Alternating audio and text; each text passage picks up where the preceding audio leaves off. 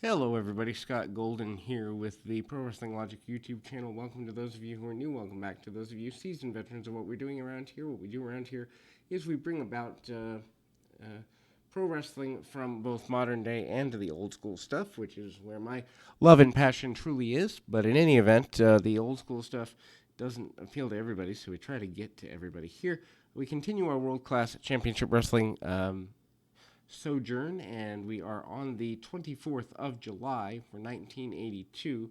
A somewhat underwhelming event here, but we are moving very quickly towards a extremely important match. We are less than a month away from Flair and Von Erich, and other things that pop up that I didn't know about. But this match, or this particular week, is non rather nonsensical. If there was a skippable week, I think this is the first one in the last several where literally nothing happens that's of major note. We start with Pete Montrose versus Bugsy McGraw. Bugsy is a full-time babyface. There's no denying it now. I think this is the first run for Montrose here, at least during 1982 anyway. I don't remember seeing him before. About as basic a match as you can get. Bugsy does bring a trash can full of weaponry to the ringside area. Bugsy also, being an older fellow, does not seem to be the least bit concerned about having a slower match. I will say kids and adults alike seem to like Bugsy. We do see Bugsy also, he actually moonwalks a bit here. He spins around in circles as he normally does. He does get a victory. The match only runs a couple of minutes, and his opponent doesn't have the best of showings. He does some really not so great looking punches along the way, but Bugsy is fired up nonetheless, having a good old time, and gets a body slam of a reasonably large notion, and punches and kicks and all the basic stuff. Bugsy does go to the top rope for his flop dive splash, for lack of a better term. It's not really athletic, and he actually overshoots, but gets the victory nonetheless. We move into Raul Castro and Al Madril up next. This is obviously a continuation of trying to get a decent push for Madril. Madril, a very basic punch-kick style wrestler. Although over with the crowd more and more each passing week, in my notes here I just put, I don't get Al Madril, but the fans certainly do. Castro gets a few small offensive maneuvers, but it's clear that this is a showcase match for Madril, and Madril, even with the old school style jabs and a good solid punch here. Madril hits a flying forearm that's pretty intense, rivaling Tito Santana as he bounces all over the ring. And then a figure four that amazingly Castro able to get out of simply by using his smarts and the like. But both guys brawling a bit, surprised there, and Madril does get the victory, as is to be expected. We move into some footage of the match at an earlier date. Let me see here. Match at the earlier date between the Von Erichs and various others. Von Erichs also cut a promo, and they are hyping the upcoming match with them and the Magic Dragon and Kabuki returning. We also see Brian Adidas against Great Kabuki. Adias, really, who has been reasonably protected, does fall to Kabuki here, as is to be expected, but Kabuki handles him in such a way that Adias is capable to hold on to his mystique. Very basic, simple match in the sense of just arm bars and arm locks and a lot of things that a first-year pro can easily do. Kabuki walks the ropes, getting his main spots in. We see a lot of karate kicks and the like. Obviously, Hart and Hussein are not wanting to waste Kabuki.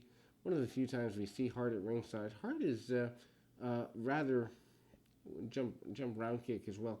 Hart is rather hard to pin down by this point. He's at ringside a good bit of the time, but not consistently.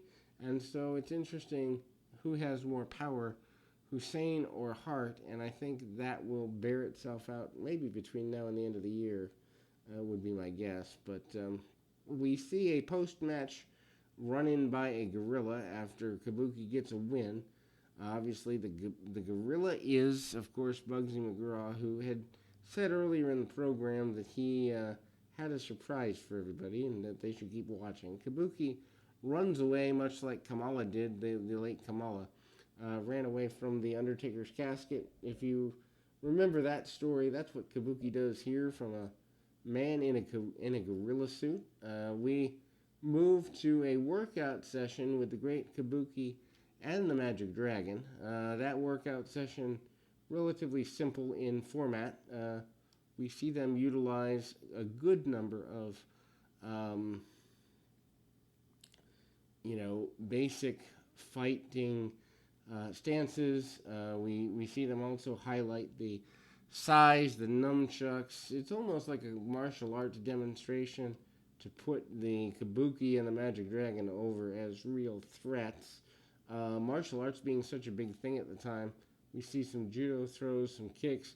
Magic Dragon looks really decent and makes every hold and counter count. We see Gary Hart guiding us through the entire workout environment, wearing a Cubs jacket the whole time, making a sign of his love for the Cubs. Of course, Hart from the Chicago area, and we see we move into the Von Erichs versus Wild Bill Irwin and King Kong Bundy. I believe this to be one of the few times these two team up, and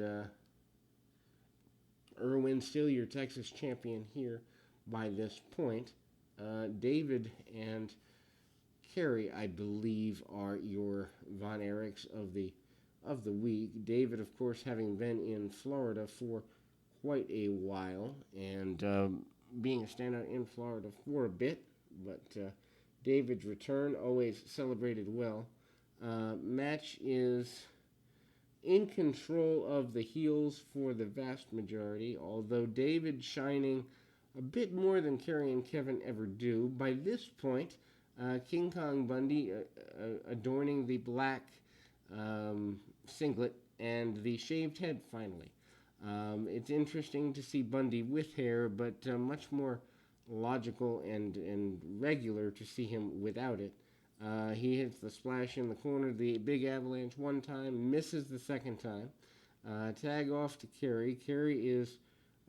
Tag off to Kevin. My mistake. Kerry not in this match. It is David and Kevin in this match. It's interesting, and I think sometimes I get confused because you never know which Von Erichs you're going to get, although there is not a definition of like a Freebird rule. It's kind of week to week. Whatever tag team they want to give you is what you get. Of course, I suppose the logic would be that Kerry is off less than a month from now, preparing for the World Championship match, and they do a really good job of hyping this throughout.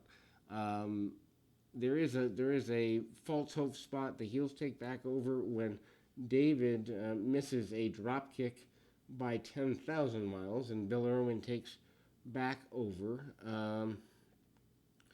And we then do see David getting cut off from his brother. Irwin is in the control for the vast majority of the second half of the match. And obviously, the Von Erichs do gain your victory, much to the chagrin of Armand Hussein. Bundy, not very satisfied with that either. And we close with words from Bugsy McGraw. He brings everyone to ringside, has fun with the kids. Bugsy in a top hat and a tie, just basically really trying to be the everyman for the promotion at the time. But anyway, that'll close out the July 24th, 1982 edition. We close out July next week, but until then, please feel free to comment, like, subscribe, all that good stuff. Until next time, keep your feet on the ground, your mind in the moment. Until next time, everybody.